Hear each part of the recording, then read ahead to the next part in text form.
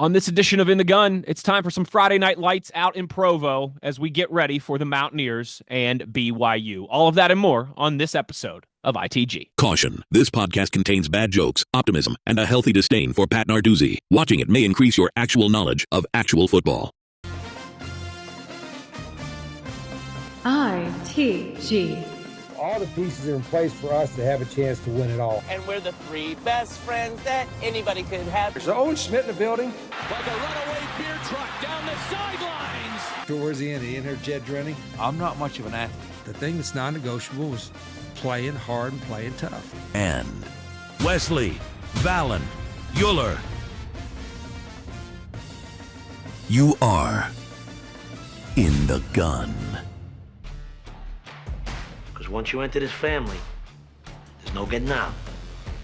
In the Gun, episode 284 of your new favorite WVU football podcast. Let's see if I can remember how to do this after a week and a half or so absence here. It is In the Gun, your new favorite WVU football podcast, and I am Wes Uhler, back from across the pond in Dublin.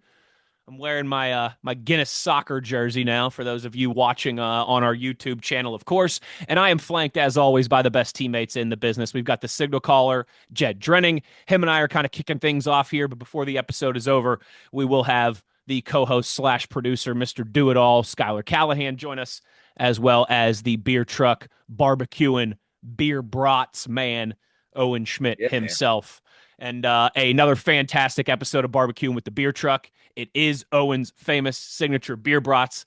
I just watched it. I got home from Ireland last night, so I just watched it about 10 minutes before we started this, Jed. My goodness, all of those Owen barbecue episodes have been fantastic, obviously. But there's just something about a Wisconsin boy and beer brats that just it feels right. Yeah, Owen and Ethan did a really good job.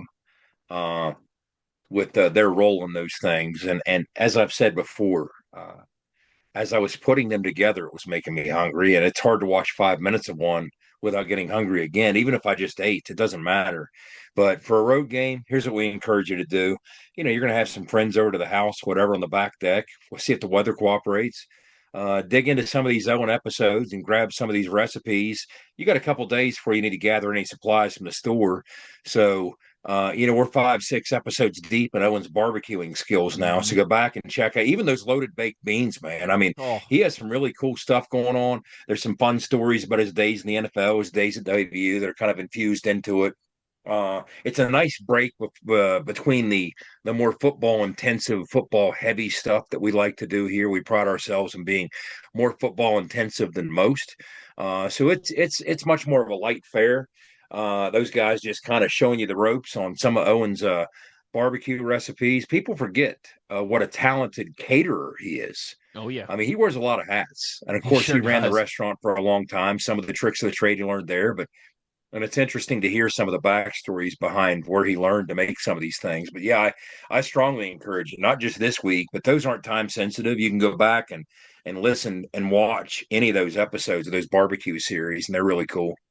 No, they sure are, and a whole plethora of different things, from side dishes to beer brats to barbecue staples like brisket and pulled pork. And we're only halfway home. We got plenty more to go in that department as the season rolls along. So yeah, all of those ones you are certainly going to want in YouTube form, obviously, because while the smooth sounds of Owen's voice are great, with the cooking stuff, you got to make sure you're locking in with us on YouTube. If you are watching this on YouTube, of course, we ask you from time to time, like, subscribe, spread the good word. It helps us, makes the YouTube algorithm overlords like us and pump our content out there to Mountaineer Nation and to football fans even more. We are going to get into our BYU preview, a little Friday Night Lights out in Provo. But before we do that, we have got plenty of people to thank. As I like to say, it takes a village. I was the first person to ever say that, right, Jed? I also invented the question mark, just so everyone is clear. I was the first person. Salad was named after your uncle. That's right. And I am Caesar, who inspired the dressing that comes on the other salads there. It takes a village to keep this thing together, and we have got a great village. The good people at Bet Online. The game starts here. Toothman Ford, We all know cars cost less in Grafton. A big shout out to JR and everybody at Team Toothman for all they do. Our friend Rick Lewis and Fortis for roof performance and financial certainty guaranteed. You got to visit fortis.us.com. Johnston Equipment, been part of this operation for a long time now. Make sure you're checking them out. Route 33 between Weston and Buchanan. You can also visit them online at Johnston. That's Johnston with a T, JohnstonEQ.com. And of course, the Book Exchange. Get all your Mountaineer gear and WVU apparel at the Book Exchange, the locally owned and operated retailer with more than 90 years of selling everything you need for game day and everything else you need to show you're the ultimate WVU fan. Shop at their 2 locations, downtown Morgantown, or of course, Evansdale on Pattison Drive, right there by Towers and the football stadium. Or you can always shop online at bookexchangewv.com. And when you do so, in-store or online, of course, we'll continue to remind you, make sure you're using that promo code INTHEGUN20 for 20% off on the ITG fellas. Jed, before we go to break here, I did mention, and I said this before I left, I had been in Ireland this week for work, or last week for work, I should say, right? Time has been a weird construct when you go through massive time shifts like that. As someone for you, change, yeah. Someone for you who you spent some time in Germany, I know you know all that all too well. Jed, I tell you what, even in Dublin, Ireland, 2 separate times I ran into WVU fans who stopped me and said hello. Jason, I believe, was one of them, if I'm remembering correctly, and then the other was a couple of people. Jed, I'm in Dublin, Ireland for 5 days, and I see WVU fans twice who tell me that they love the show and love the podcast. 4,000 miles away in Dublin. The first time I'm at the Guinness factory, which is, by the way, Disney World for Guinness fans, or it's Willy Wonka's chocolate factory for beer drinkers and for Disney and for Guinness fans. Pardon me, I'm still a little wonky and low on sleep and jet lagged, but I'm walking out of. They have 1 floor. They have 7 floors at this place, Jed. Every floor you could spend an hour on. There's different things, exhibits and things to see. There's different restaurants and tasting experiences on every single floor. Well, one of them is you can go to the Stouty station and you could take your stout, your Guinness stout, and get your selfie printed on top of it. I sent the picture to you all. You said, yeah. It's really cool. Even for somebody like me who's not like, I'm typically not into, let's take our picture and selfie and put it somewhere. It's really cool. Just the technology behind it is amazing. So I go in there, I get my face printed on the Guinness foam. The whole Guinness building, it's the tallest. The Guinness factory is the tallest building in Dublin, so it's got the best views of Dublin that you could hope for. And what are we talking, Wes? How many floors you think? Ish. 7 or 8, not very big, not very tall. I mean that, and that's a European thing too. Like their buildings are not nearly as tall as ours. Their zoning's different, and their zoning's different. Zoning. Exactly right. Yeah. Exactly So, right. Yeah. So maybe 10 stories tall. Okay. But so I go into the Stouty experience. They've got a flute player and a guitar player and a drummer playing Irish tunes. It's incredible. The vibes are immaculate. I walk out after drinking my Stouty, and there's a group of people wearing WVU stuff waiting for the elevator, and I just kind of give them a "Let's go Mountaineers, baby" as I'm walking by, and they stop and they go, "Wait a second, we know you. You're on the podcast with Jed and Owen." And I was like, "You gotta be everywhere." I was like, "You gotta be kidding me!" So that was on Friday, and then on Saturday, I met my family from Tennessee, who are also big WVU fans. They were out in Dublin for the game and for everything as well too. I was walking back from dinner with my family, having met up with them for a few hours in Dublin, and I'm walking through this open air market. And same thing. I see this guy and I think his girlfriend. This is Jason. I think it's Jason. I can double check here because I actually saved a tweet from him. But I'm walking through this open air market in Dublin, Jed. And again, I see another guy a little bit younger than me and his, I don't know if it's wife, girlfriend, fiance, whatever the case is, walking, holding hands. And he's got on a WVU hoodie. And same thing. I go, "Let's go Mountaineers." And he goes, "Wes, I was like, geez, Louise, come on, man. We're in Dublin here.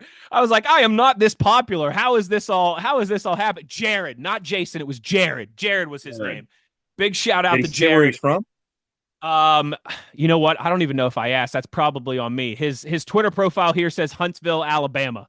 Okay. Or I don't Alabama. know if Okay. I don't know if he's from there, but that's where he lives now. But he was very nice. We were both lamenting like there's nowhere in Dublin to watch college football. That was the only thing I didn't like about Dublin was it was impossible to watch college football, and your streaming apps and everything on your phone don't work when you're out of the country. News to me. I learned that the hard way for the first time. I told you, Jed, I had to listen. I couldn't even watch the game. I had to listen to you and Tony in Dublin. And then finally, unfortunately, watched it when I got home. Yeah, I didn't miss much, Jed. I mean, the Kansas game, the Utah game, not really much there. I didn't really miss too much. No, I hope you brought some good voodoo back with you, because no, you have not missed much. A lot of people would like to be in Dublin for the last couple of weeks instead of watching the Mountaineers, but and here we go under the lights in Provo. Oh, it doesn't and, get any easier. Wes, I'm reading these things, Wes, and I really don't know what to believe. Like, I'm kind of excited in the sense that it's a new venue, and we don't often get to new venues we haven't been to. It's been last year was Arizona, was a new one for me, but so LaVell Edwards Stadium and the Wasatch Mountains and the whole thing. I mean, I grew up watching BYU just like anybody else did, so that part will be fun and interesting. And but at the same time, you don't want these cats under the lights, and you don't want these cats, especially 10:30 Eastern time under the lights, because I mean, I don't know what to believe. I'm reading some of these things. I was like, okay, what is their recent record under the lights? And the closest thing I could find, I looked in their game notes. I didn't see anything. They talked about his Friday night record. I'm like, no, that's not what I'm talking about. Under the lights. Okay. The closest thing I could find was in one of my searches, a Reddit user named Kruger Dunning surfaced. And Kruger Dunning, whoever this person is, apparently a BYU fan, had done some research. And this was posted like last year before they played Oklahoma State. And according to Kruger Dunning's research, his official sounding research here, since 2020, BYU's 21-0 in games that kicked off at or after sunset. I'm like, I don't know if that's right or wrong. Wow. But I did the math since then. Okay, well, they've had 6 or 7 more since then, and won all but one of them. The Kansas game's the only one they didn't. So that would make them 27-1 if that's accurate since 2020 after the sunset. I mean, I'm hoping that's wrong. Please, in the comments, if you have information to the contrary, this is both home and away, under the light, or excuse me, That's after fun. sunset, because they had a different record like before the sunset. If it kicked off before the sunset, Sure. they had a whole different record, home or away. But Like so when they that's came kinda when what they you're looking at. came to Morgantown and got smoked a few years ago, it probably wasn't technically the sun wasn't down It was yet. like a mid-afternoon. Yeah, that was a I think mid-afternoon. it was a 3:30. I want to say if I'm I think if it I'm was recalling too. correctly. And Or maybe something a else that six. It might have been surprised me. one of those weird 6 o'clock ones or something like that. I mean, we're flying into Salt Lake, Salt Lake City, and it's only 45 minutes from Provo ish, right around there. And so we'll make the way from Salt Lake to Provo for the game, and then back afterwards. I'm assuming the charter will leave Salt Lake and come back. Are you 'Cause real we're quick? coming Are you straight guys? back after the game. I was just gonna say, are you coming straight back? Or are you staying until Saturday morning? Yeah. That was my question. Yeah, it's Friday night, so we have Saturday to recover. So it'll be sometime in the middle of the morning Saturday that we get home. But something else that surprised me about this, they're 4-0 now, but they had a 3-0 start to get to 4-0, and it was their third straight 3-0 start. And I read, West, that's the first time in program history they've ever done that. That surprised me.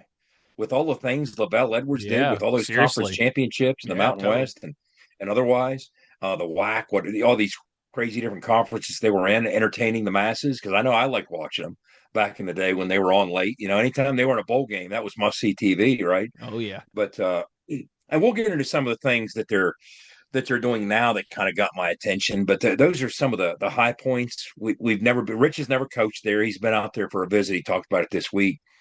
I've never been there to cover a game, so I'm kind of eager to get to see what it's all about under the lights at LaVell Edwards Stadium in the mountains.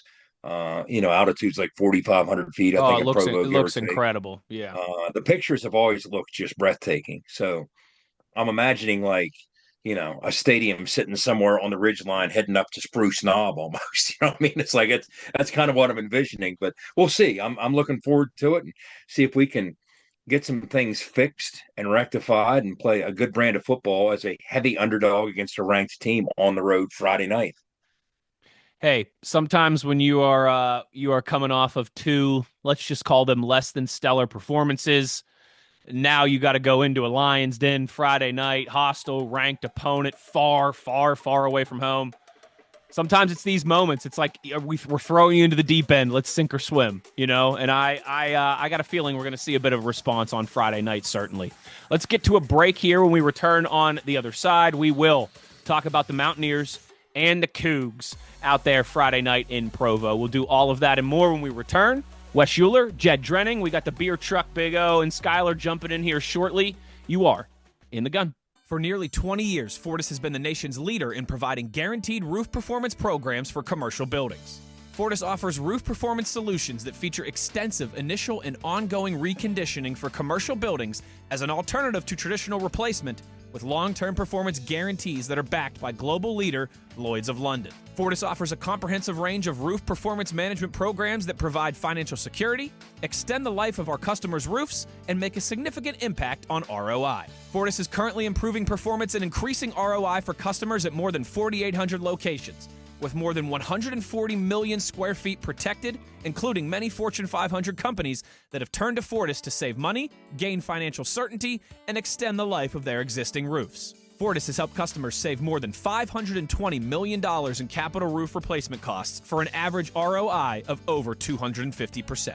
To learn more, visit fortis.us.com. Fortis, roof performance and financial certainty guaranteed. Nobody supports the blue and gold Mountaineers like Toothman Ford. With over 20 NIL deals and counting, Toothman Ford continues to rally behind our student athletes. And it's time we rally and support the dealer that supports the Mountaineers. Not only does Toothman Ford offer the best prices in the state on pre-owned, their never over MSRP campaign on new Fords guaranteed to save you thousands. Drive with pride all season long, knowing you're supporting the dealer that fuels our Mountaineers. Toothman Ford, where cars cost less, in Grafton and at toothmanford.com. You're listening to Mountaineer Football Talk. ITG. When the sun's just rising and the work won't wait, you need the equipment that works just as hard as you do. Johnson Equipment delivers power, performance, and reliability day in, day out.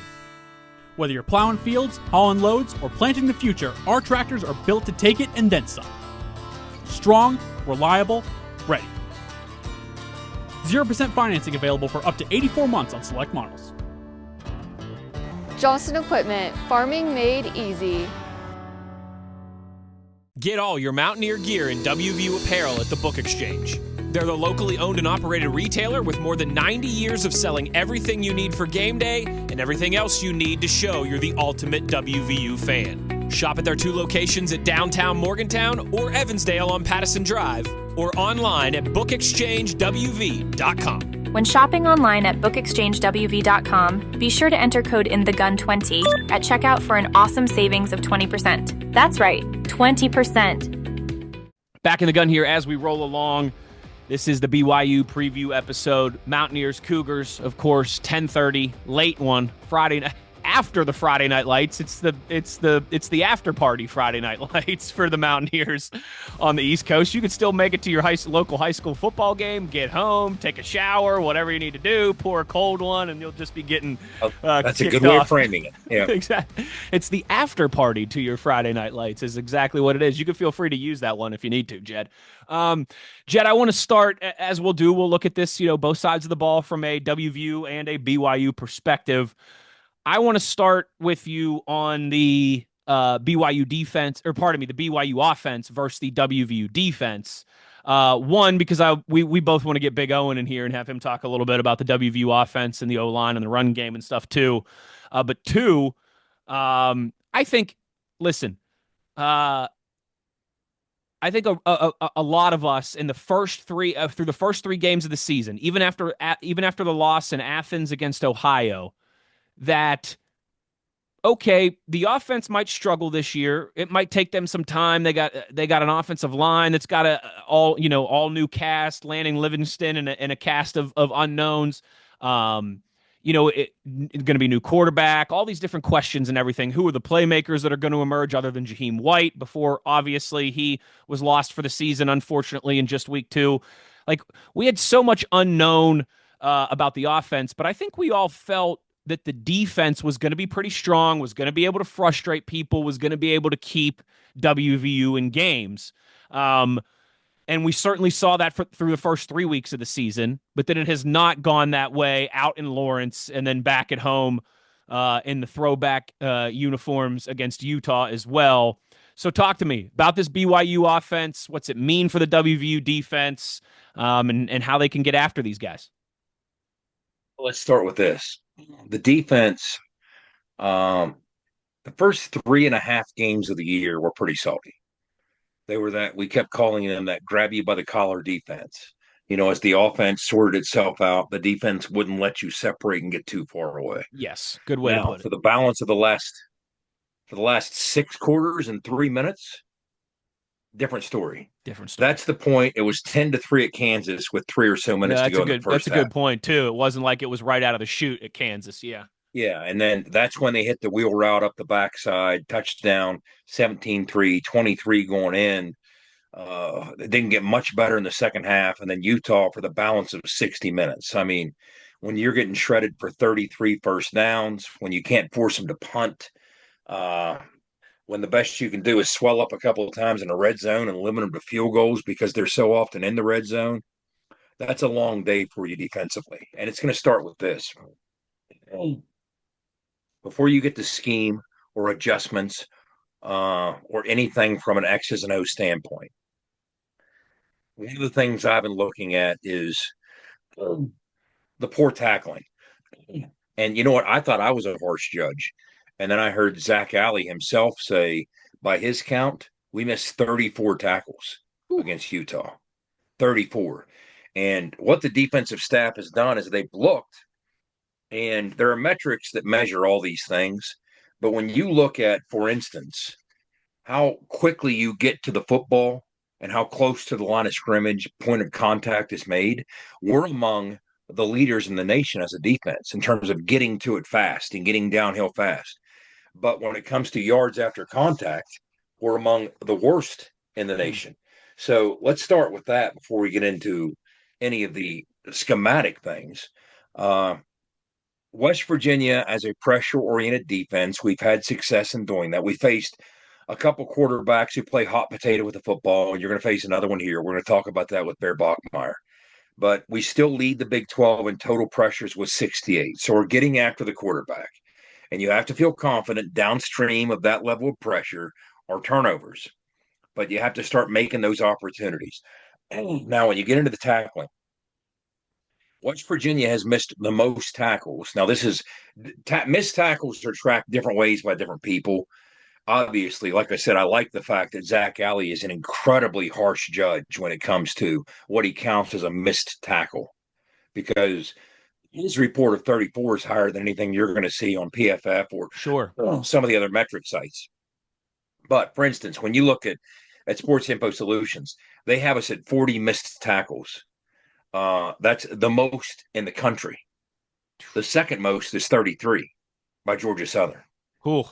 Now, again, we're aggressive. It's not because we're back there catching people. We fly after you. I mean, some of these missed tackles are some of the more physical elements of our defense. We're talking about Fred Perry. We're talking about Darian Lewis. They're making a lot of tackles, but they're missing a lot of tackles. So, as Owen joins us here, I see him coming in. Now, the tackle's broken. That's another category. You didn't just miss. You allowed somebody to break free. We've given up 31 of those, which is most in Power 4 football. So, yeah, we're coming in strong. Yeah, we're coming in salty. But lack of technique or other things are why we're not finishing these things, which leads to some of the numbers Zach was talking about. When it comes to most yards after contact allowed in all of Power Conference football, we're second. We've allowed 542 yards after first point of contact. So before we get into anything else, Wait, this hold is on. the Wait, part that Jed, real needs quick, fixed. say that again one more time. Good Lord. 542 yards we've allowed after first contact. In And five those are the games. numbers that Zach was talking about. Yes. Yes. So think of how much of what you've allowed defensively. That's a chunk. That's a significant chunk. In other words, if you could just slam the door on people, it's not as simple as flying downhill as aggressively as we often do and going batting 1,000 and making every tackle, especially when so many of them are in space. But you have to improve on these numbers. Yes, continue to be aggressive. You don't want to give that part of your game up. You don't want to sit back and play catch just so you can tackle more effectively. You don't want to do that. You still want to continue downhill. You still want to continue to have a pressure-oriented defense and lead the Big 12 in quarterback pressures. That's what Zach Alley's all about. That's his defensive DNA. So you still want to have aggressive safeties. You still want to see Fred Perry flying downhill and hitting alley. Darian Lewis flying downhill and hitting alley. You still want to see them be wildly aggressive, incredibly aggressive, but just more efficient in finishing the job and getting guys to the ground. Now we know, as we've talked about before, the golden age of tackling is over. We don't have as much contact, full contact in practice as we once did, and we will never again tackle as effectively as we once did during that golden era when you had that much more full contact. But knowing what we now know about concussions and protocols, you simply can't hit as much. So you're going to have to be effective in all the other ways around the cup. You're going to have to be effective in technique and drilling and everything else you can do. Because as I see it, Owen, the two biggest things that have impacted tackling in the last handful of decades, 2, 3 decades, are one, we just talked about it. You don't have as much full contact anymore. Nothing makes a defensive player more effective at tackling than full contact in practice. And nobody across the country can do that. You see there's poor tackling to some degree going on everywhere. And the other part that has impacted the effectiveness of tackling 20 or 30 years ago, not nearly as much of the game of football was played in space as it is today. These offenses have spread things out and forced you to cover every blade of grass from one sideline to the other with more consistency than at any point in the history of the game, which means defensive players are going to be asked far more often to tackle in space than they were in decades past. So put those two things together, and yes, you're going to have a lot more missed tackles, broken tackles than we've ever seen before, but you still got to mitigate that number. You still got to get down to single digits or among the leaders or in the top half of the league, however you want to judge success. And that's why Zach Alley spent as much time in his press conference talking about the need to do so. Yeah, and I think, and you obviously have talked about it and hit a lot of that on the head, well, I'll say the head there. I think a lot of the reason poor tackling too, as well, is that as much as there's a correlation maybe to head impacts in collisions. Keeping your head out of the play really takes your targeting away. And what I mean is there's a lot more glancing blows instead of taking a guy down the middle, like we used to. You know what I mean? That was just the nature of the game. But I think too, Jed, it's a matter of the emphasis of wrapping up, and getting getting all hats to the football and together, I guess, together tackling. I don't know if that's really even a Playing thing. hats to the ball, yeah. Yeah, Yeah, you know you're what I mean? right. More hats to the ball. It's just different now. It's going to take 10 years, using the damn donut rings they use in tackling for drills now for that really to catch on. That's it's a whole they've changed the whole aspect of the game up with taking the head out of the game. And let's be honest, I mean, they want to say all this new history or science about head injuries. I mean, head injuries have been a thing since the game started.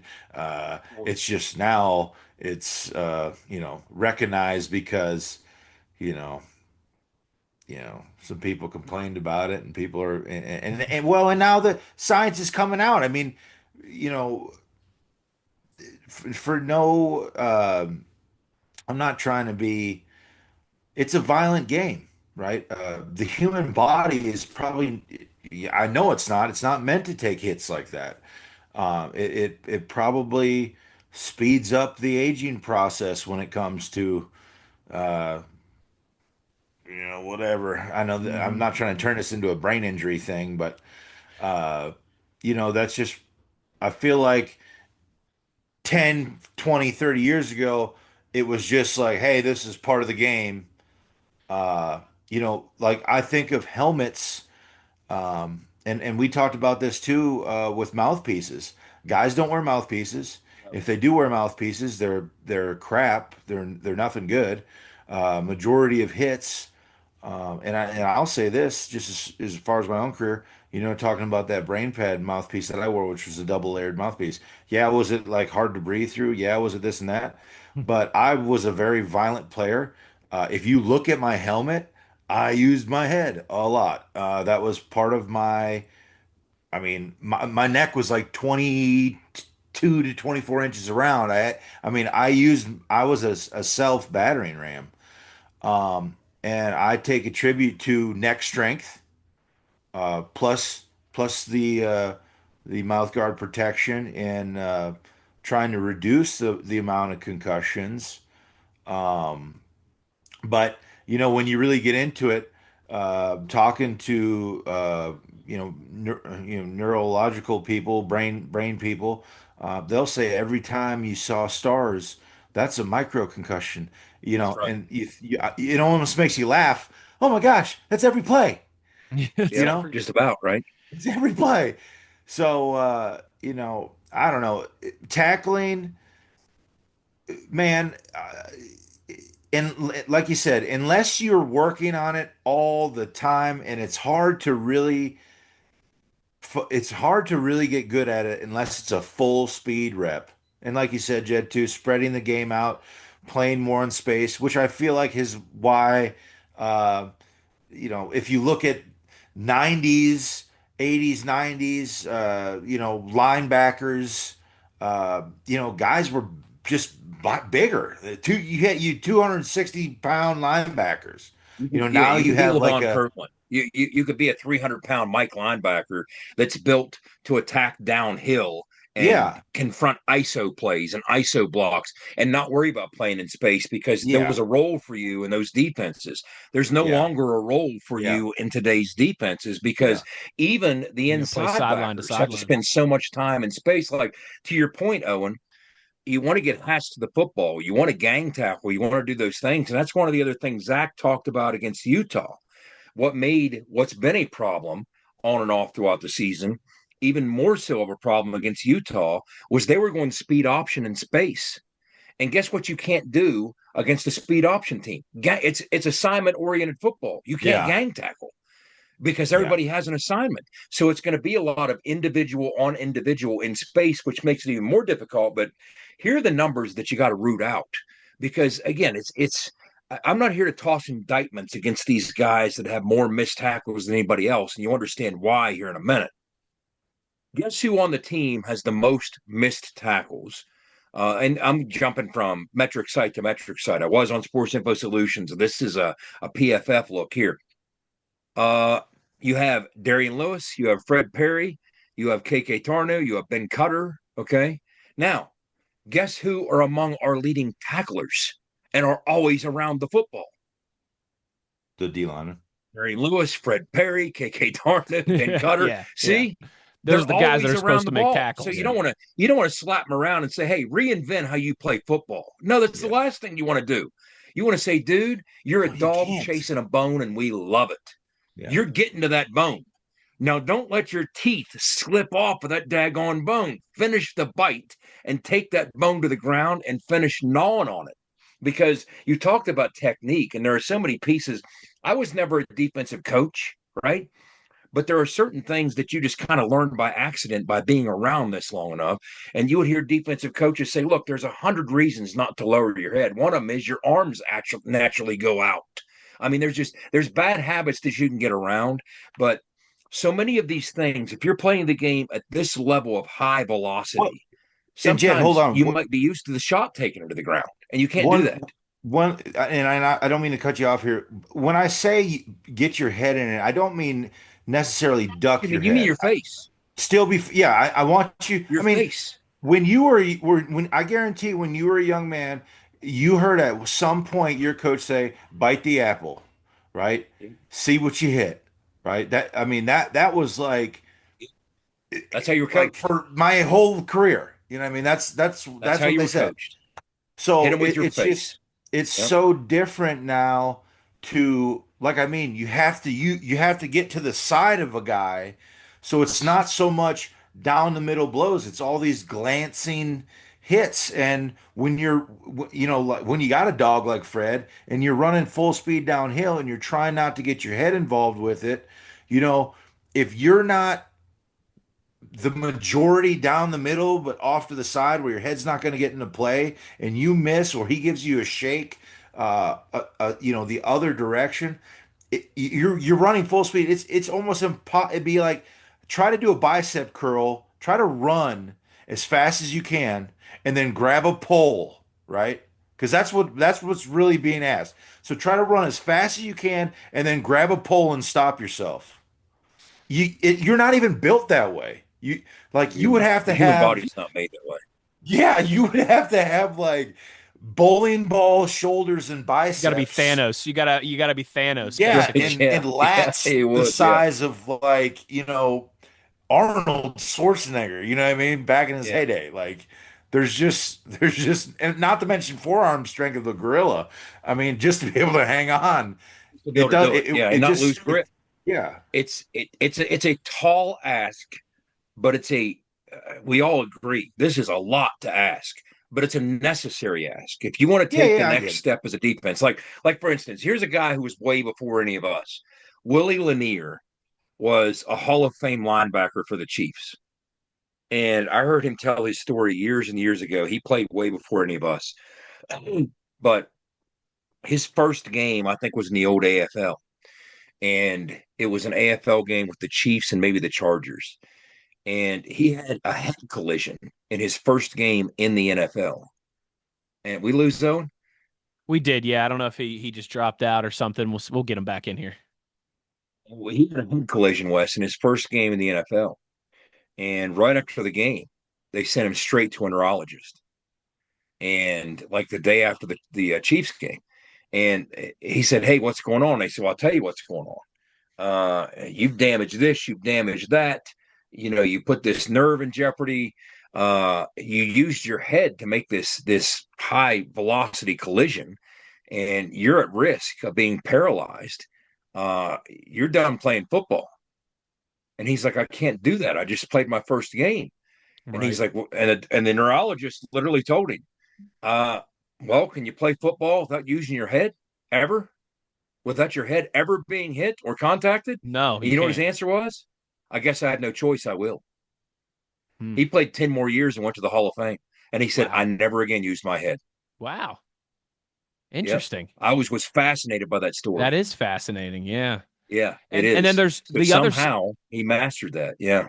There's the other side of the equation. Anthony Weaver, that's the Dolphins defensive coordinator. Did you hear what he said ahead of their Monday Night Football game this week? No. He basically said in his press conference, like, "Hey, we can legislate so much of this out of here." He said, "But when you play defense in this sport," he said, "almost all of your problems can be solved by violence and physicality." He said in this game on a defensive side of the football, we are playing defense.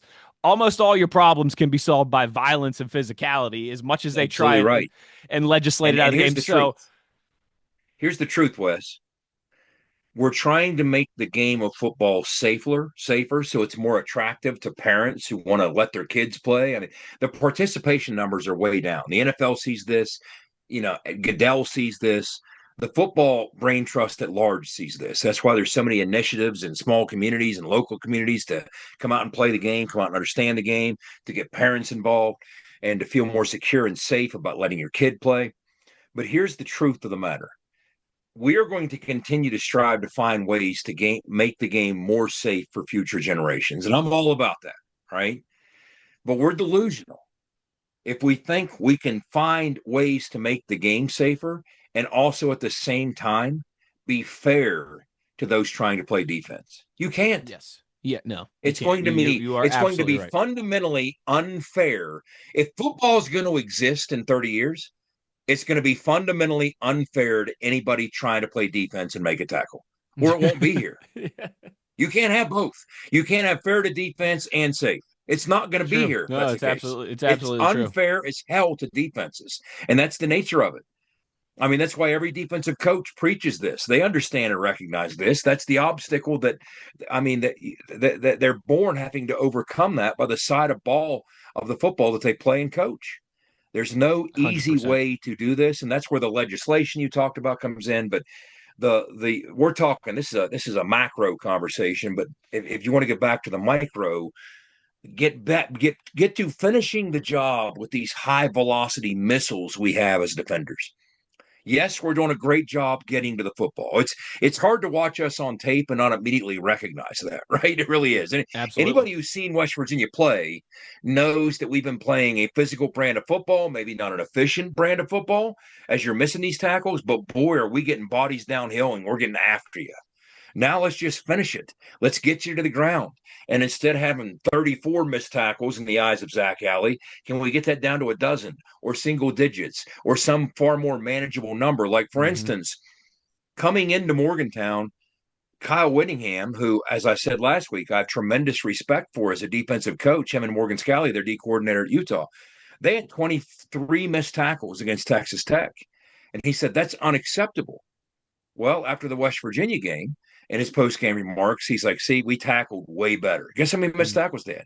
10. They still had 10. But in the modern era of football, that's an acceptable, manageable number. Yeah. Yes. That never used to be, but it sure is now. And that's what we got to strive for. Improve to that point. So whatever you got to do from a technique standpoint, from a rep standpoint, they say it takes 1,000 reps to break a bad habit. So the part of this is bad habits. Part of this isn't mastering a good habit quite enough, I would imagine. Again, I've never necessarily, outside of coaching Pop Warner and just approaching this for one reason and one reason only, I'm going to teach you to tackle safely. That's all we're concerned about at Pop Warner. It's me and my buddy that coached the team. That's all we worried about, coaching defense. You're going to learn to tackle safely. And by the time you move on to the next level, you're going to understand what a safe tackle looks, sounds, and feels like. Other than that, I don't much care. But so from a technique standpoint, what needs to improve? If you want to take a major step forward as a defense, a lot of the other pieces are already in play. Okay. From a tactical standpoint, yeah, we'll find answers. From a physicality standpoint, we'll smack you in the face. From an aggression standpoint, we fly downhill and get after you. Now, just finish the job. Just finish the job and miss at a far more manageable rate. Owen, and I'll jump to the BYU offense here, but Owen, what else you got? Yeah, no, that's what I was saying. It's just going to take. Obviously, we don't have time with WVU to get better now. Those cats. It might be as simple as this, Jed. And I'll give us a quick story. I needed to get my hands better. So what did I do? After practice, I caught 50 balls from the jugs every day. You know what I mean? And went through my routine every day. It got to the point where I was so confident with my hands. It was never an anxiety when I'm on the field. Like with tackling, these guys are just going to have to put in some extra time working on it. And maybe even the coaches coming up with some different high speed drills that aren't contact with other players. You know what I mean? Hey, you're going to come running downhill from 20 yards and you're going to blow this donut up. But it's just, it's something like that. I don't know what it's going to be, but, and some of those donuts weigh more, I don't know, man. Here's what I got to say. Something good there. Here's what you did. Here's where you hit something key right there. You turn a negative or a weakness into a strength. And that's what you did. Yeah. I mean, when you got to the NFL, hell, that's what you were viewed as. A blocking back, but a guy who could catch out of the backfield. Yeah. You turned that into a strength. Like, I remember coming out of high school when I was playing at Sanford for Terry and Jimbo. One of my weaknesses was if we ran speed option or if we ran option, I couldn't pitch left. I wasn't ever comfortable pitching left. All right. And Jimbo pointed that out to me. He's like, dude, you got to master that. So that, to your point, hour before practice, hour after practice, when we didn't have practice, that's all I committed to doing. Pitch left, pitch, anybody that would stand around with me. Option pitch left, option pitch left. And here I am 30 some odd, 40 some odd years later, whatever it's been. And to this day, I am, as a right-handed guy, I'm far more comfortable pitching a football with my left hand than I am my right, because I turned it into a strength. That's exactly what you did, and that's what they have to do. Yeah. Yeah. It's just something they're going to have to work on. And, to your point of teaching the younger generation, they're going to get taught a different way. And hopefully, by the time those kids get to that level, they'll be there. But, right now, these guys just got to focus on what's my weakness. This is what I knew, and as a defensive player, um, you know, you have to be a great tackler. I mean, that's just what it is. If you want to play at the next level, and play at a high level, you have to be a great tackler. So they're just going to have to work on that stuff, and that's going to be some stuff that I try saying this to the player, the young guys all the time. Look, man, everybody goes to practice. Okay, everybody does that. That's not like getting better. That's just staying average. That's the baseline. That's the baseline. You know what I mean? Like everybody's doing this. So how do you set yourself apart? Are you doing extra pull-ups and whatever, like, strength drills to strengthen your tackling, or, they always say wrestlers make the best tacklers. Are you in the off season? Are you going to hit the wrestling room up and put yourself together? You know what I mean? And get a couple sparring minutes in there to try to work on stuff like that. Just something has to be done. They'll figure it out, whatever it is. If you're somebody who wants to get to the next level, you'll make it work for yourself. You'll figure out a way. You'll find a way. Yes, it matters how hard you swing a hammer, but it only matters if the nail ends up in the wood. And that's what we're saying. Yes. So when you look at BYU offensively, big, physical up front, they've had to replace 3 faces on their offensive line, but it's still big dudes. As Rich has talked about this week, maybe not as brutish as they were last year, probably a little more athletic up front.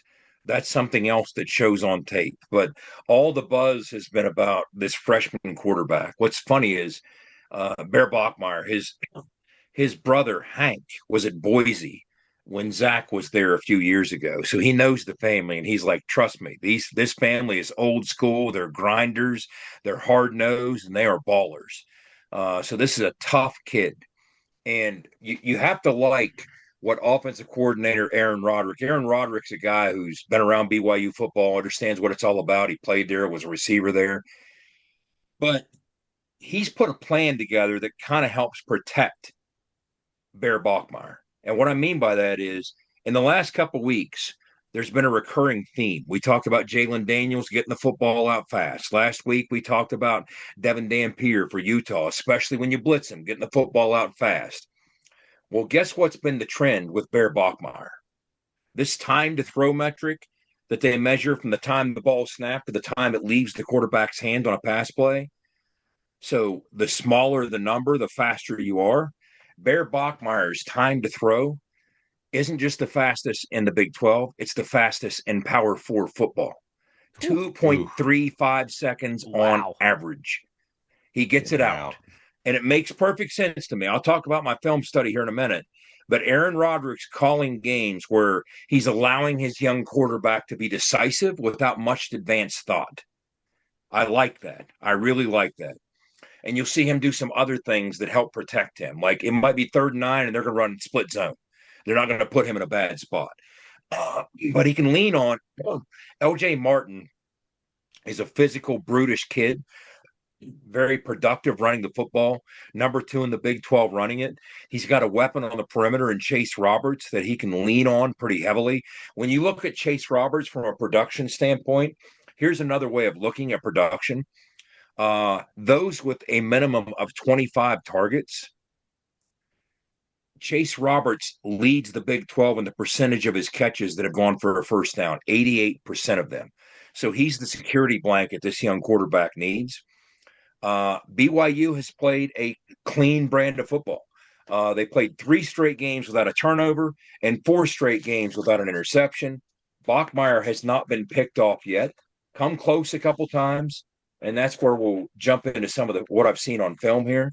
But Schuyler, you want to inject here? I just saw Schuyler join us before I jump into some film study notes to cap out the BYU offensive segment. Yeah, I don't know what's been discussed, obviously, at this point. So if I'm repeating anything, just go ahead and tell me to shut the hell up and keep moving on. But Schuyler's been breaking down the film too, by the way, sending us some clips in the group chat, baby. Yeah, baby. Schuyler Scout, baby. Yeah, maybe not to the 400 level of Jed. Obviously, I'm still in the 101, but it's you got to start somewhere. But yeah, I mean the a lot of what Jed said from what I caught on is pretty much what I have written down here too. Chase Roberts has been a player for them for years, but it seems like this is the 3rd straight week where we've talked about the run game being a big thing for West Virginia to kind of neutralize, and they haven't done it the last 2 weeks. The last 2 weeks, they allowed 242 to Utah. They allowed 242 to Kansas. The first 3 games combined, they only allowed 282. So that's got to be a thing that they've got to hone in on. The 24 missed tackles, I think that's probably I don't know what the grades are for it, but if it had to be one of the worst tackling grades that they've had this season, if not the worst, and maybe the worst in quite some time. So that's got to get fixed up too as well. But I'm interested to see how it plays out, kind of what Zach Alley has up his sleeve to try and force some pressure, because this offensive line hasn't given up a ton of pressure, and I think Bachmeier's been sacked, one time? So it's going to be quite the chore for sure. Here's what I've seen on tape. They have a veteran center, so this kind of surprised me. Some of the snaps are imperfect. A couple came in low and hot, just enough to kind of screw with the mesh of Bachmeier and his back. So that's something to keep an eye on. I wouldn't mind finding a cheap one on the grass that we can jump on maybe early in the game. Stay alert for that. Again, no interceptions, but I think they've talked about this too much. I mean, I've seen everything from screens to him forcing a ball blind to a dropping corner in quarters that almost got picked off. So it's not as though he's playing flawless football. He's just played clean football so far with a little help.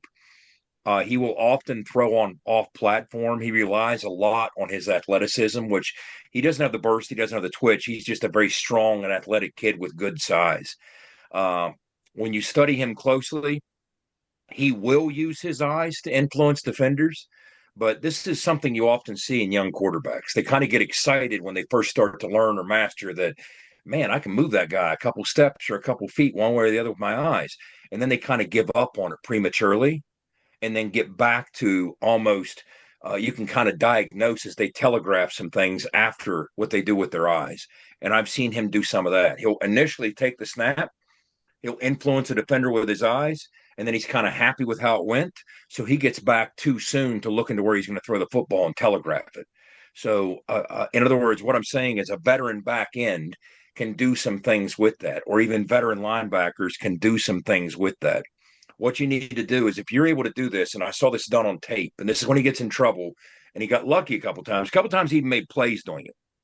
If you find a way to confuse him and clog his initial throwing lane, because what did I say? He gets it out in 2.35 seconds faster than anybody in the country because Aaron Roderick, the O coordinator, wants him to have a simple, decisive one read and throw it. It's 1, 2, 3, throw now. 1, 2, 3, throw now. He's throwing on rhythm with one quick, decisive read in the quick game, usually, unless they max protect and take a shot. So if you can clog that initial throwing lane, a couple times I've seen him squeeze the trigger but not pull it, pump back. Oh boy, somebody dropped into my throwing lane. As soon as he recognizes his initial rhythm read is clogged up, now he becomes a freshman. He gets off platform. He gets a little scattered. He gets a little flustered.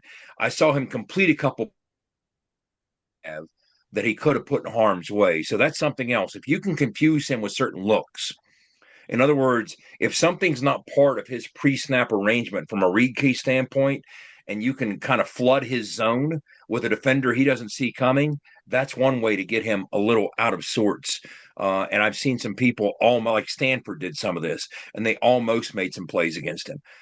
He's athletic enough to recover, even on busted plays. You'll see him on a third and intermediate in the run game, turn the wrong way on a busted play and just take off up the middle and convert, and just put his shoulder down and plow the pile and convert. Okay, Aaron Broderick also likes to call some things to calm him down and settle him in, especially early in the game. You'll see some perimeter screens, which are very high percentage, easy throws. You'll see some short drag routes in the backside.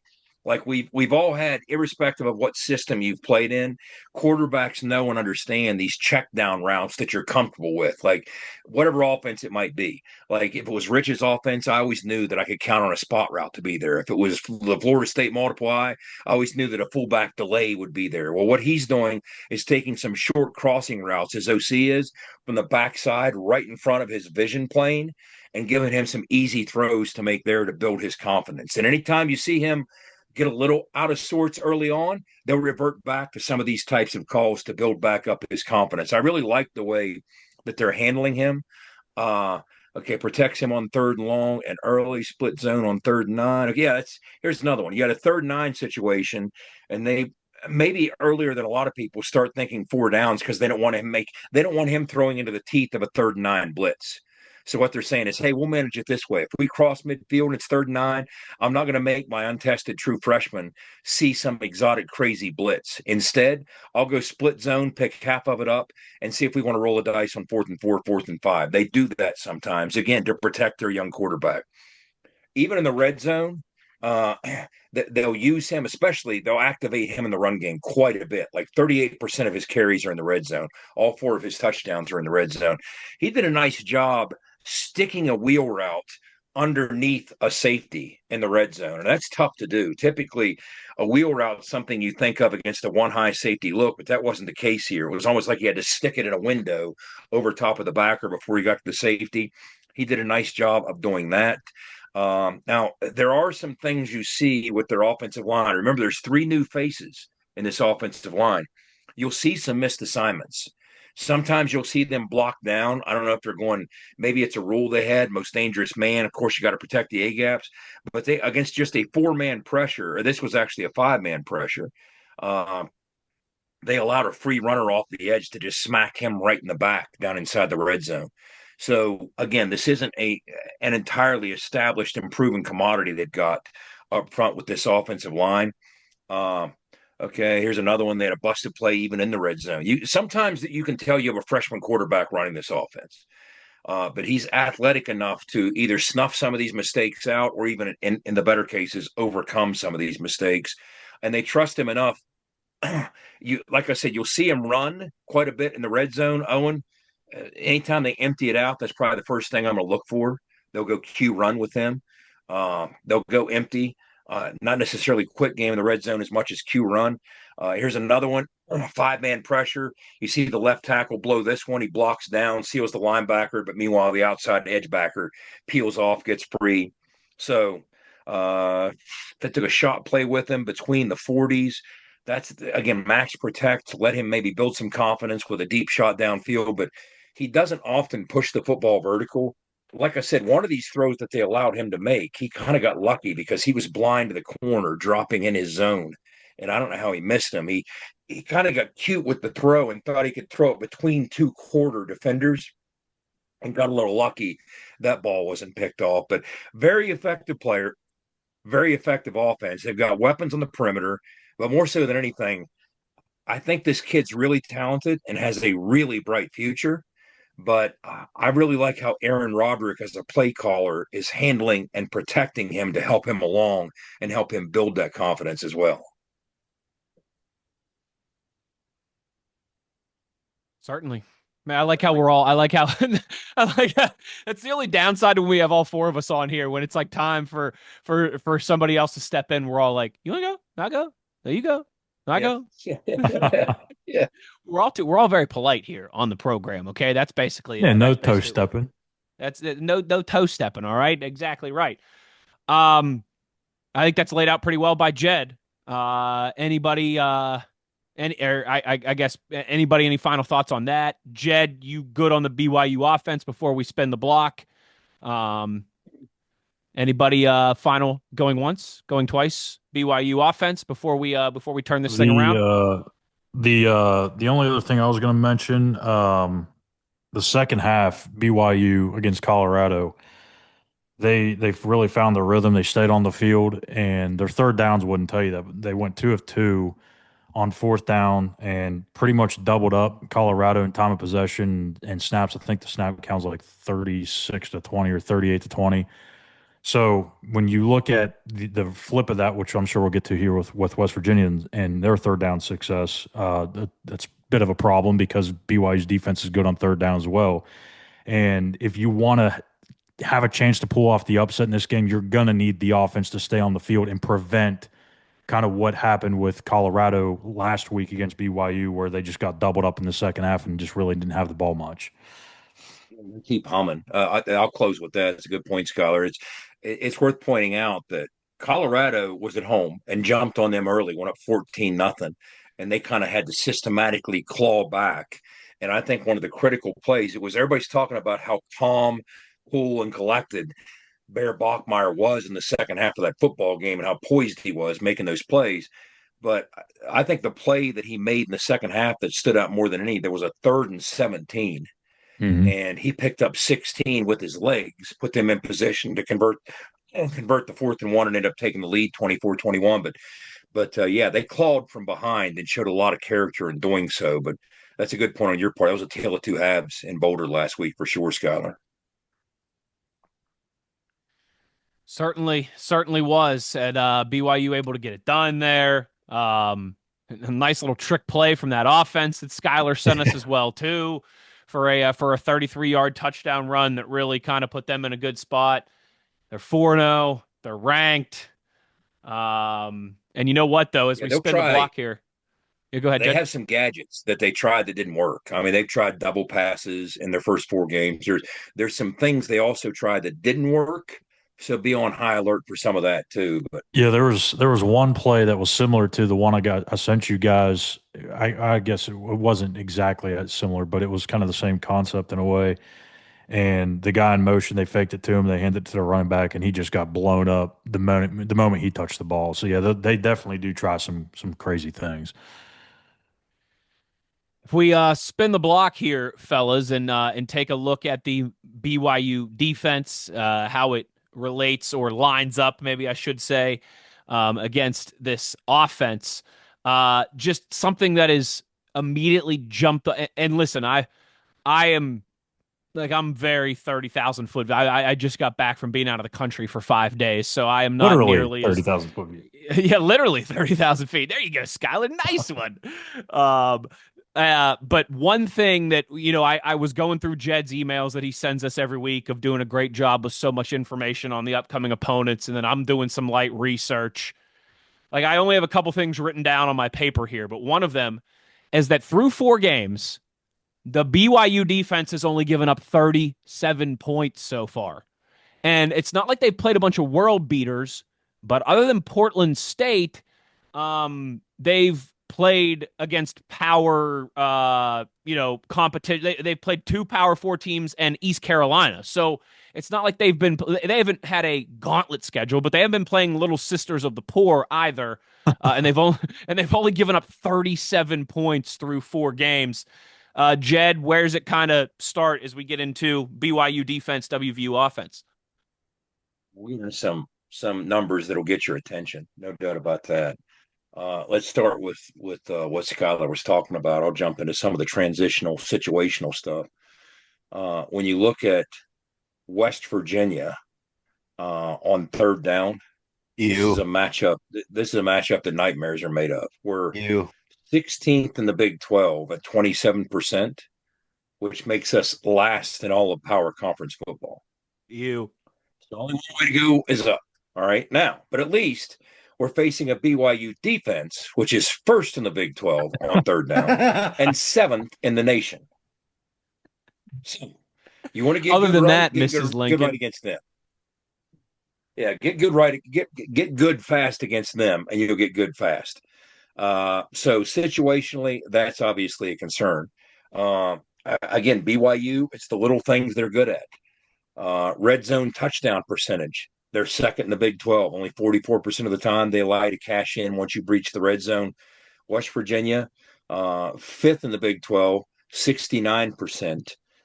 You would think that the more we see dynamic play with the legs of the quarterback when the field shrinks in the red zone, the more that number will tick up, right? I know that was a big part of what you guys used to lean on, Owen, was your success in reaching the end zone once you got in the red zone because of what you could do with the versatility of Pat across the board. So, yeah, situationally, I would start with that matchup. But when you look at what they've been able to do defensively, a few years ago, if you remember, it wasn't long ago at all that this BYU defense was Sataki's job was in jeopardy because their defense, in large measure, because their defense was an absolute shambles.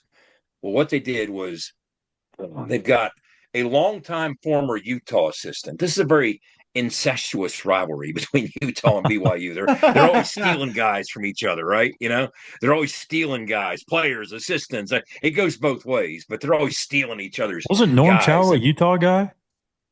Norm Chow was a Utah guy, absolutely. Yeah, Wow. and you Look take at Jay Schuyler, Hill. baby. He's bringing it tonight. Jay Hill was a longtime assistant at Utah. And from Utah, he went on to Weber State, who is out in that part of the world as well. And he won 4 Big Sky championships as the head coach at Weber State, did a really good job. But when this thing was in disarray following the 2022 season, Kalani Sitake reached out and said, hey, how about you hang up that head whistle and take over my DC spot? And he came in, and you talk about a seismic shift in culture and production. The last couple of years, boy, few things in the Big 12 have been more consistent than the high level of play by this BYU defense.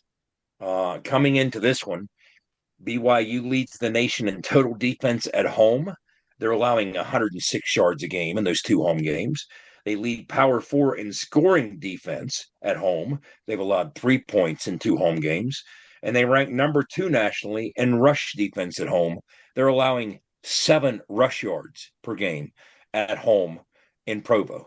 This is a tough out, but a lot of versatility. We every week we have these conversations. We talk about nobody is any longer married to one philosophy, one scheme, one front, one personnel grouping.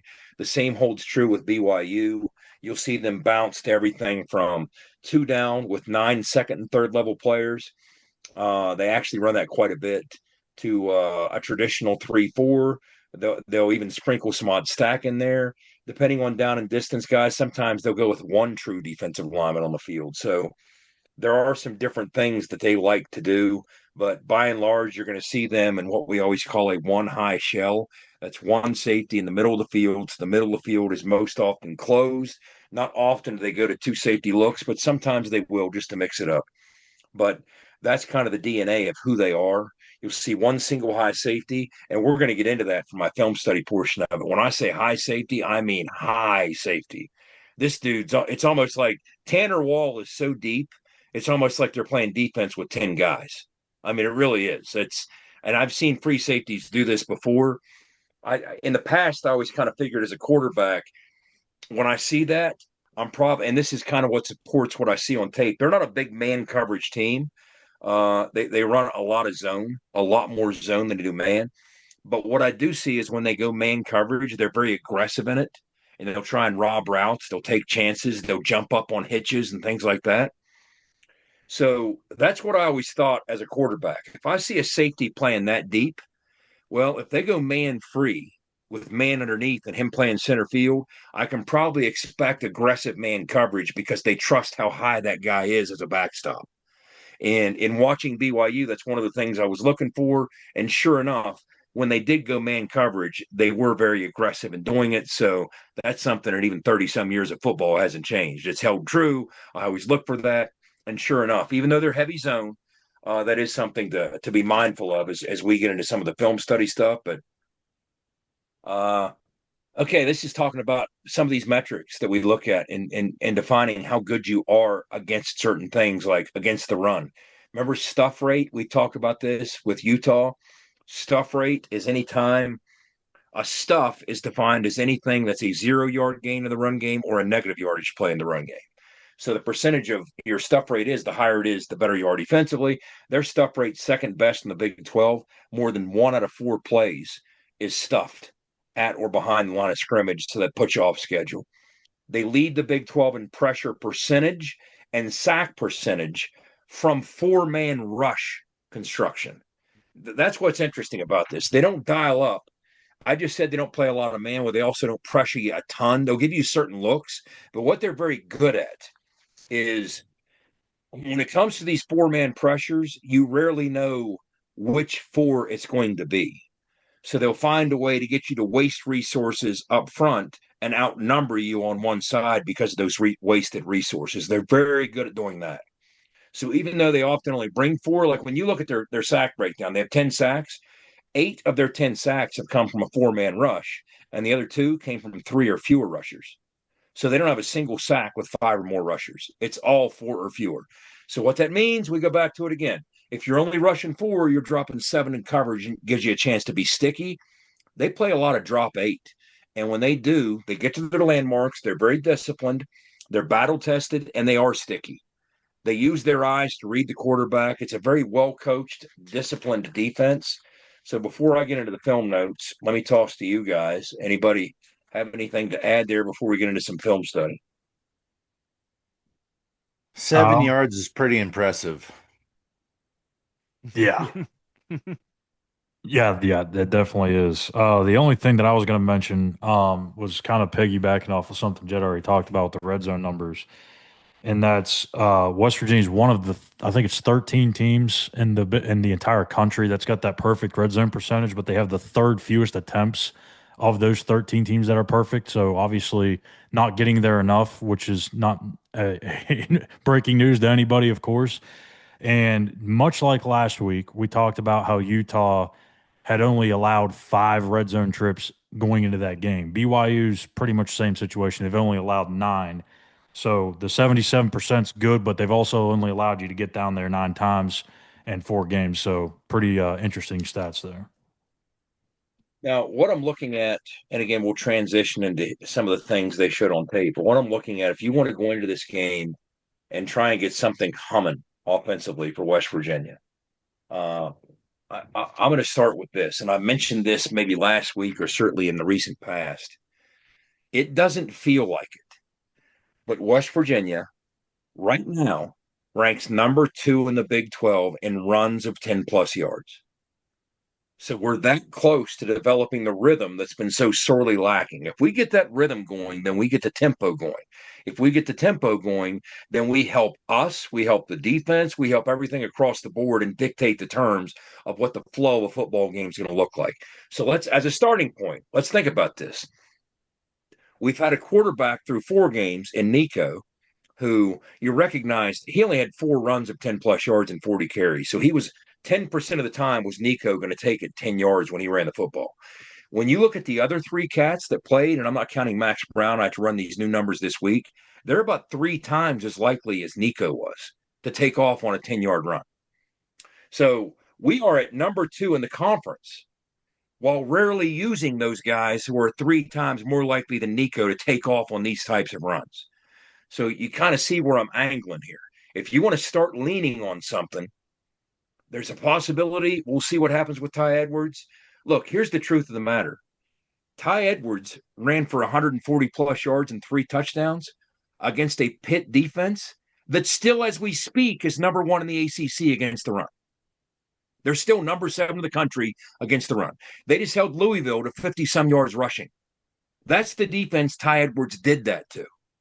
So we might be closer with some of these things than we think if we get the pieces in place, we get the production from the quarterback spot, and we can activate some of these other quarterbacks in the run game in ways that we didn't see with Nicco behind center. That's what's intriguing to me. So that might be the closest we are right now to building on something, and then everything else kind of falls in line behind that. More opportunities because they'll stack numbers toward the box. You got more single coverage for Cam Vaughn and even the other side. Because offensively, here's what else I'll say. One of the steps we have to take as we try and continue to find who we are in the run game. And again, we had 200-some odd yards rushing in the blowout Saturday. So that might be something we can lean on as we explore possibilities on the offensive line, try and find new ways to improve. What you can't have in your pass game is the fourth most targeted person in your pass game. Guess who it is? Guess who has the fourth most targets? I'll let them do it because we did this last week. Or Sunday, I should say. Fourth most targets in the pass game. Okay, it's not Cam, it's not Grayson.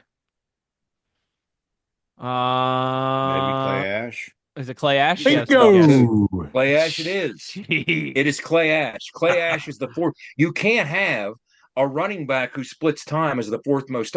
Somebody's going to have to assert themselves because the top three are the ones you might guess. You guessed Grayson, you guessed Cam, and of course Gallagher. Somebody else is going to have to emerge and demand some of those targets. Say, what are you doing? I see that safety cheating over top of Cam Vaughn. You can't do that and leave me in single coverage because I'll punish you. Somebody else is going to need to do that. And we need to find out who that's going to be. So these are the things we're working towards trying to accomplish offensively.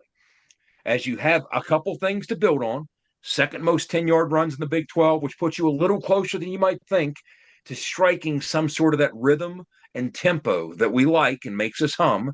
And it doesn't feel like that coming out of the dark days of Kansas and Utah. It sure doesn't feel like that. But the numbers are the numbers. And this isn't just mop-up time. This isn't garbage time. This is something that was happening for the balance of 4 quarters. It just didn't happen enough while everything else crumbled down around it. So when you watch BYU defensively on tape, I start with this. As a quarterback, my eyes are trained to go to the safety. And it was also, as I mentioned, sometimes hard to find Tanner Wall, a battle-tested veteran. He was so deep. Guys, he was sometimes more than 18 yards deep as a high safety, playing either some form of 3 or some form of man-free. I'm like, dude, that's defense with 10 guys. That's what that is. That's what I used to call that. So it's tough to get over top of them, but there's other ways to attack that. And what's funny is they'll sometimes mix it up depending on down and distance and allow him from that deep set to jump up and rob some crossing routes as they retreat other defensive backs deep past him. So they mix things up from a coverage standpoint. That's something to be mindful of too. I talked about their drop 8. They'll show some sim pressures. They'll simulate some pressure looks and drop 8 into coverage. They're very sticky, very disciplined when they do it, going to their landmarks. They choke down your throwing lanes. And if you're trying to run the football, remember, that's a lot of eyes on you if you get through the first level. So you're going to have to make hay and lower that shoulder and really earn what you get. It's not man coverage like it was last week against Utah, and there is no second level. So they read the quarterback's eyes and they get sticky. Now, they got a cat number 17, Jack Kelly. They call him Sack Kelly. They move him a little bit of everywhere. He really has a nose for the football. Oh, and he's a football player. They can put him on the edge, and he's dynamic and explosive as an edge rusher. They can put him in the box, and he's a downhill run resource or run defense asset. He's just an old-school football player. A handful of times they did use him, especially in passing downs off the edge, and he uses his speed to kind of run the hump and just outrun the offensive tackle. He's that fast and that explosive. So he's somebody that we have to account for. And they also like to sometimes play games with him. In other words, once he's inside the box, you'll see them do things like clog the A gap to one side and tie up the tackle next to the guard. So now you got both of them occupied, and they'll bring him crashing down through B gap over across from the backside, and he just gets through clean and wreaks havoc. So keep an eye on number 17. He's a huge playmaker for them. They do a good job disguising to get into some of these 4-man pressures that we talked about. Like I said, they're not just going to line up and declare, here's our 4, here we come. You're going to have to communicate up front, and this includes the running backs, because there's times they trick the backs in pass pro too. So it's the O-line and the running backs are going to have to be in constant communication to ID the appropriate 4 rushers to secure and give the quarterback any kind of opportunity to throw the football. Number 7, another guy off the edge. Quick first step. He's like an FCS transfer, I think. He might have even come from Weber State, where Jay Hill used to be, if I remember right. But he's a player. They got speed off the edge. So it's all hands on deck for your offensive tackles. They're going to have their hands full, especially if you get behind the sticks and find yourself in 3rd and long. They'll just let those guys put their ears back and go. Very aggressive this kid is also from the backside versus the run. So sometimes, you know how you leave, like, for instance, if you're running what we call split zone, you'll leave a backside defender unblocked, you'll zone block away from him, and you'll cross the tight end from a wing position over to account for that unblocked end. Oh, and that dude crashes so hard sometimes that tight end has no chance in split zone to secure him. He blows right by him and just blows the play up. So these are things to think about that look a little different than what we normally see. Okay, and the nose tackle, he's a handful too. Big boy, number 57. Physical, he has a good swim move. He demands double teams, which clears things up for the second level players and for the other D linemen. So he eats space and just demands bodies to occupy him. And he's explosive enough just to make a move and get north and get right after the quarterback if he makes one move. If you leave him singled up, that could be a problem in passing situations as well. That pocket will collapse right in your quarterback's lap.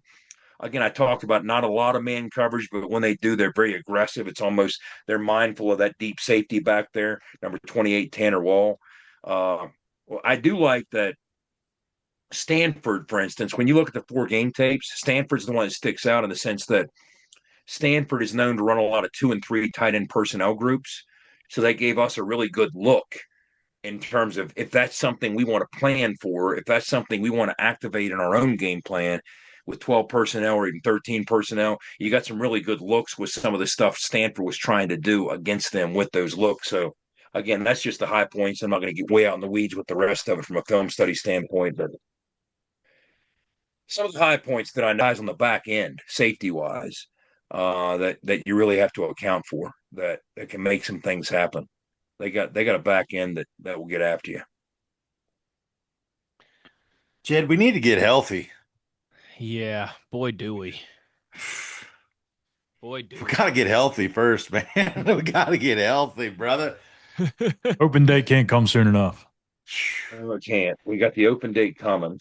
And, again, keep an eye on Glasker 16 at linebacker, Evan Johnson. These are the guys that I had notes on as I'm watching tape at corner. But looking at it like this, on the other side of this game awaits us our first bye week.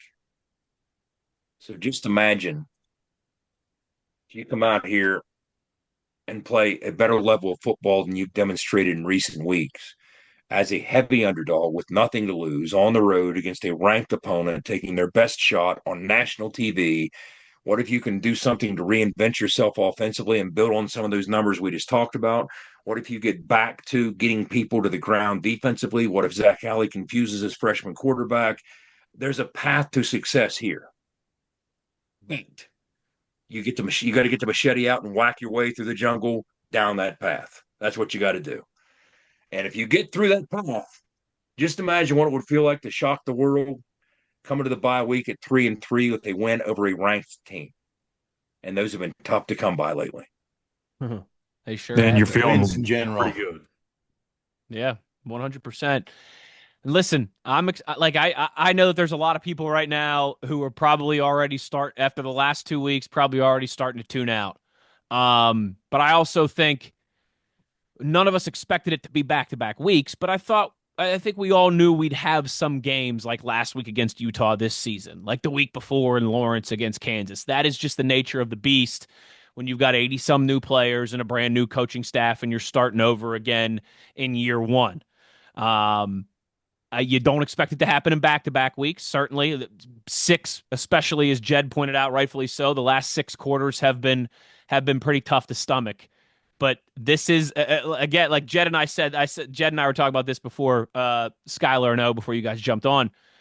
Sometimes, this is like you guys can relate to this. This is like taking your kid and throwing him into the deep end. I mean, you know what I mean? Like, things are not going well. You have not figured out how to swim yet, certainly these last 2 weeks. And here you go. Friday night lights into Provo against a ranked team in that environment out there that they always have. No floaties. No floaties, no nothing. Sink or swim. And sometimes when you least expect a team to swim is when they do. And so, hey, it certainly could not be as pretty for the Mountaineers as it is for that scenic mountain setting there at the stadium on Friday night. but I think they could certainly surprise us all as well and put in a strong performance. The way I'd try to muster up some optimism is, you could look at it as this could be the start of a whole new season. We talked about like how the Colorado BYU game is a tale of two halves. Well, this could be the start of the tale of two seasons where you have maybe a new quarterback in Khalil Wilkins or maybe somebody else, but we'll see what happens at the quarterback spot. I know that a couple of guys are limited this week in practice, but we're going to see multiple guys. It's been the case every week. If Khalil does start, yeah, like you said, you're throwing him into their wolves. How about that first start in that environment on the road on a short week? But you also have something there that if he does start or plays the majority of the reps or majority of the snaps that you hadn't had in the first 4 games with his mobility. So does that extra added dimension recreate your offense and all of a sudden open some things up, make things a lot easier on the offensive line? Does the offensive line look new this week? We saw Malik Agbo play really well in his little stretch there. Donovan Haslam, Josh Isosa, they showed some things. Carson Lee played okay. So maybe the tweaks are there on the offensive line. You get a new quarterback in the mix, and this is a whole new offense. I'm not going to say they're going to go and light it up and put 60 on the board, but you can maybe have a competent group offensively that stays on the field, doesn't go in 3rd and long almost every other drive and has to punt all day long. Maybe you find a way to put up 20-some points and give yourself a chance to win. That's maybe the one thing you can hope on going into Friday night. How about the Dior Hubbard? Yes, Dior Hubbard. I'm watching the tape. I'm taking notes. And I tell you what, guys, I can't tell you how impressed I was by Dior Hubbard when he didn't have the football in his hands. First of all, I thought he was pretty effective when he had it in his hands. But the game he played away from the football, he was scrapping. He was fighting. He was battling. I mean, he was playing football like his life depended on it. I'm telling you, if you'd study his performance in that game tape, that was a bright spot that I walked away from that in a game where there weren't a lot of those, obviously. But Dior Hubbard was given an opportunity and made the absolute most of it. We got to get our picks too, guys. We got to. Yeah, and honestly, at the start of the season, Jed, I thought Hubbard would be. I thought he would play sooner, in the season than he has. But obviously at the game, I thought he did well. Like I said, here's the thing: the biggest thing I could tell Mountaineer fans is, and it's really not. It's kind of like divided. It's been kind of a rough patch for the last couple years. So people are quick to kind of jump on the, hey, dude, the world's melting again. You know what I mean? It's all over, dude. Brimstone and all the reckoning's coming. It's, let's be real. How much time has this team spent together? Handful of months. Handful of months. If that. The biggest thing that I look for is the just the little things, like the stupid little things. I know the wins will come, man. I know that's going to happen. I feel that. I know that. We've both been there, Jed. We understand the method to the madness. We still don't know who is the guy. Who are our guy? Who's our him? Who's him? So. It's nice to see some of these fresh faces getting an opportunity. I think some of those guys who got an opportunity know that, hey, he was legit when he was saying, hey, you're going to get your chance. All right. But you got to make the most of it. So, and you don't get very many games to do that. Right. And it's a short period of time. How do you find out who your ones are in 2 months? You don't. You know what I mean? It's an overtime thing. I think we just need to go out there and we need to fight. We need to blow our backs up. We need to play some legit Mountaineer football and do some things the right way. And just we got to grind, man. 3rd downs. Come on, man. We got to put something together. We got to put something together. Well, I got some good news for you, Big O. I'm back in the States, and I brought the luck of the Irish with me. I tell you, we're gonna sprinkle some fairy dust there. Did you bring us any creamy pints, brother? I sure did. They're in the mail. They should actually they should be there any day now, certainly. All right, gentlemen. It's about 2 6:20 in the morning Dublin time right now, which is kind of where I'm still adjusted. So let's get to these picks and get up out of here before Here's what we got. Not We gotta crash get out pick before I crash. 1965 throwback question and picks. First, let's go throwback question. You guys ready? Yes. Simple question. Each of you give me an answer. Now, if you're listening, leave 3 separate answers and 3 separate comments for your 3 separate chances to win the throwback helmet. All right. We just talked about the targets. We just talked about we need a 4th. Outside of Cam Vaughn, Rodney Gallagher, and Grayson Barnes, who do lead the Mountaineers. Those are the top 3 target getters in the West Virginia pass game. Who outside of those 3 will be in the top 4 targets against BYU? Wait, say that again. Outside of Cam, Rodney, and Grayson, who's going to be in the top 4 of targeted Mountaineers? Listeners can guess 3 times. I just want you guys to guess once. Clay Ash.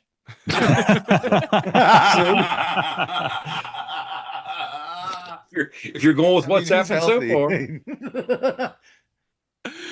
Sometimes the low-hanging fruit.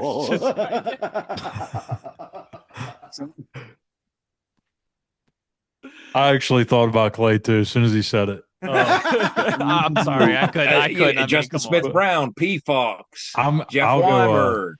I'll go Man. Man Singleton, Gerard Bowie. There we go. Yeah, let's go with Man. Let's do Man. I need a Morgantown boy to make something happen. All right, that works. All right, leave yours in the comments for your 3 separate chances, 3 separate comments. Who will lead the Mountaineers in targets? Who should finish in the top 4 other than Cam, Rodney Gallagher, and Grayson Barnes? Okay, now let's recap last week quickly and get out of here with this thing. Last week's picks. Big O, we didn't do well. I picked TCU to throw for the most yards, and they did not. Kansas actually threw for 445 in a losing effort to Cincinnati. Here come the Bearcats. So I get 0 points. TCU, I picked through for 259. They finished 8th. No top 5 for me, 0. Owen, you picked BYU to run for the most yards. They ran for 208. Almost. They finished 6th. K-State led the way with 266. So you get 0.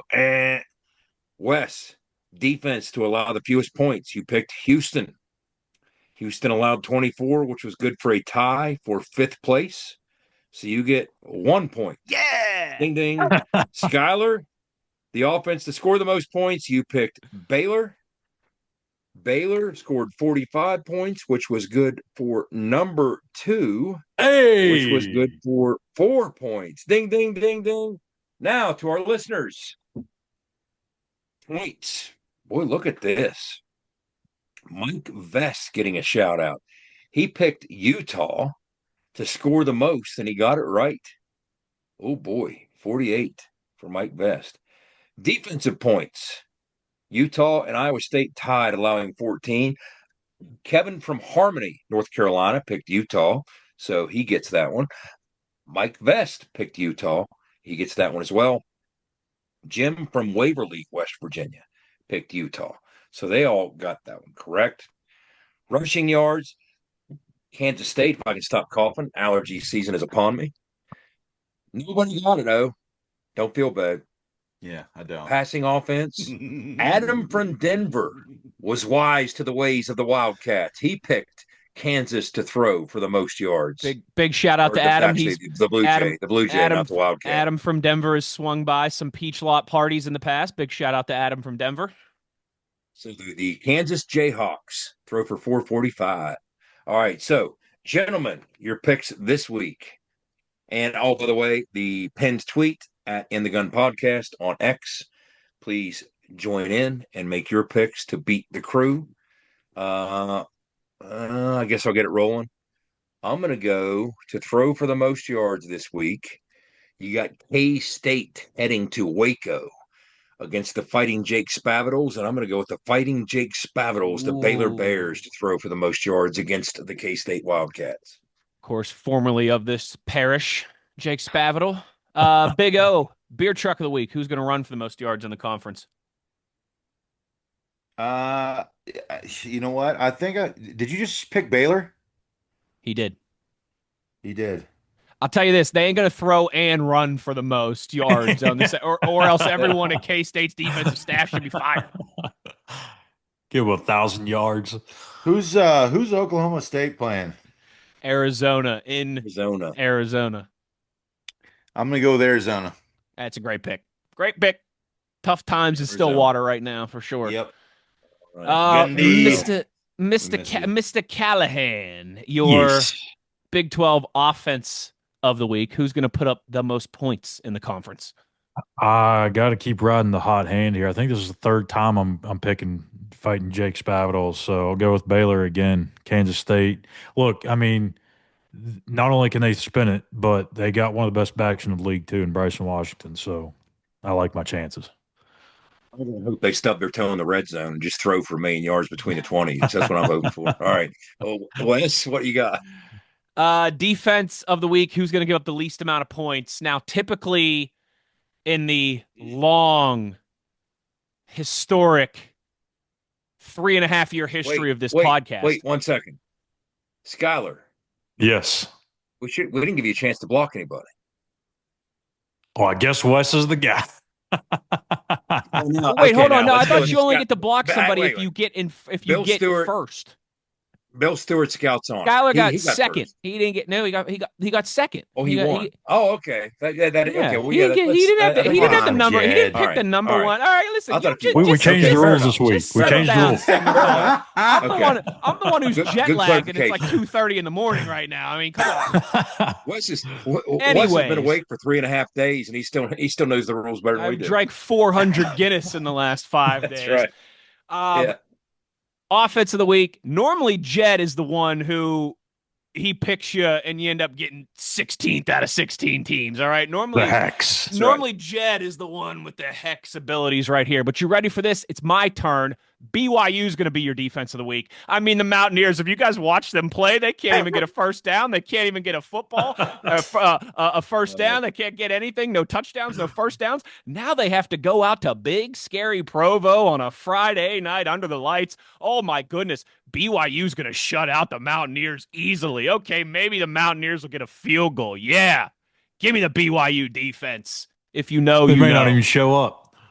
Might not even get off the bus. Might not. Yeah. Might not even get off the bus. Might just step out into those mountains, look around at the atmosphere, see that cougar, doing backflips and getting lit on fire, and that completely sober student section that doesn't drink any beers or anything like that at all. And they're just going to lay down for 60 minutes and get right back on the bus. No, easy shutout, easy game here for the BYU defense. That's my pick.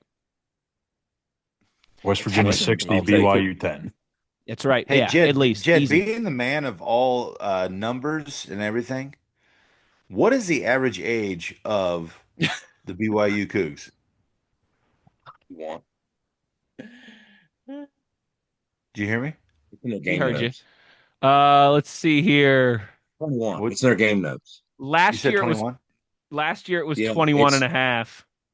Yeah, it's crazy because it's in their game notes. It's because they do have a bunch of people on a bunch of parents on the team. There's 20. The oldest one's 28. Good the Lord. oldest BYU Cougar's 28. Get a job. Yeah, it's 21. It's 21 and change. Yeah. A bunch as old as you'd think. Good Lord. 28 years old. I mean, come on. Unbelievable.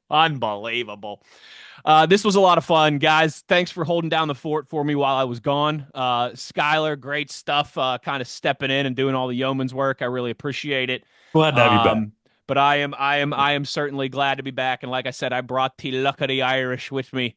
And I think we will surprise some people Friday night. I'm not sitting here saying that we're going to roll in there and win, but I don't think we're going to roll in there and die either, like a lot of people expect us to. Jed, safe travels heading out there on this short week here. We will still have wait, hold on. I'm glad I remembered this. Reminder once again, like we plugged at the beginning of the episode, Big O's. Man, Wisconsin boy and some beer brats. That's just magic. That's just meant to be on this week's barbecue with the beer truck. That looked phenomenal, Big O. Great stuff.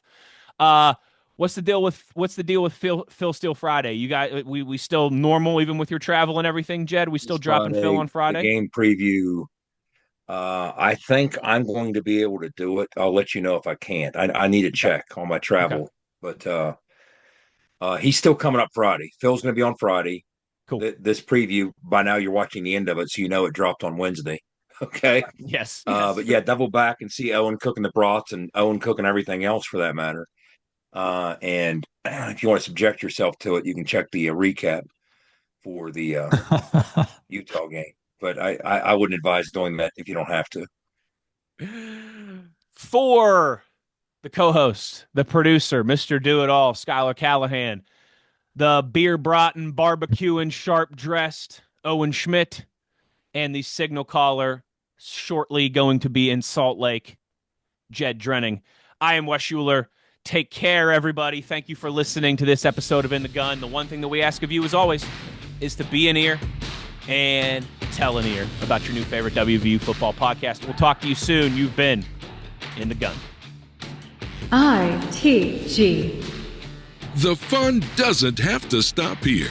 Be sure to hit subscribe and never miss an episode. If you have any questions, suggestions, or feedback, be sure to follow us on X at In the Gun Podcast. Join us again next time. Until then, tell an ear to tell an ear about your new favorite WVU football podcast.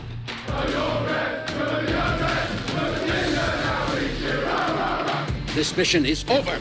It's over.